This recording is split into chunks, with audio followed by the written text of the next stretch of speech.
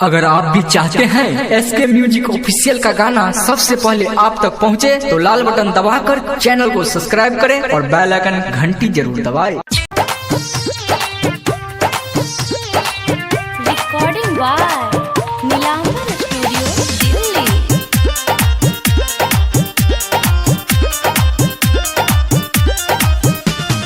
DJ Vikas Matiyar Kala Sitamarhi.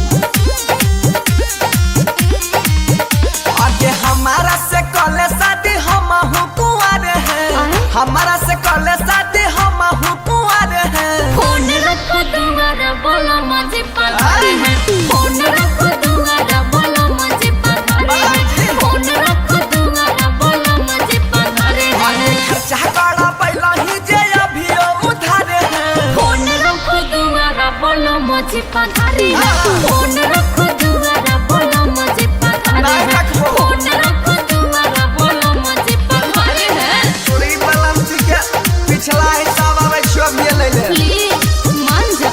DJ Vikas Matiyar Kala Sitamarhi.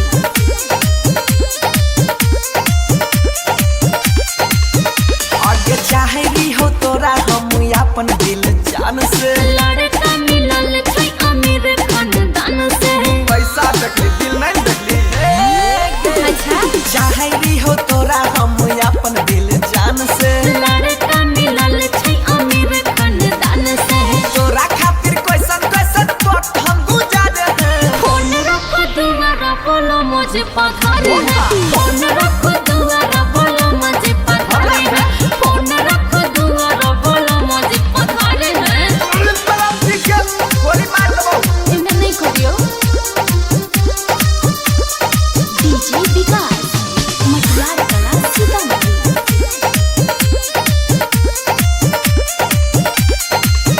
आगे कइने रही वादा किए खुश तोरा रखबो। भूल जा मोइन पीछे मुड़ के नहीं ताकबो। आई सेम टू यू अच्छा हाँ? कइने रही वादा किए खुश तोरा रखबो।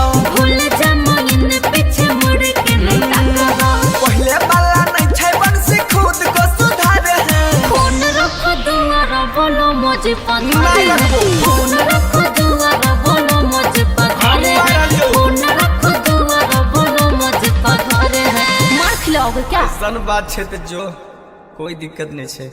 तोरे सन फिर हमू दोसर पटेबे। हम जनै छी तू एहे करबा।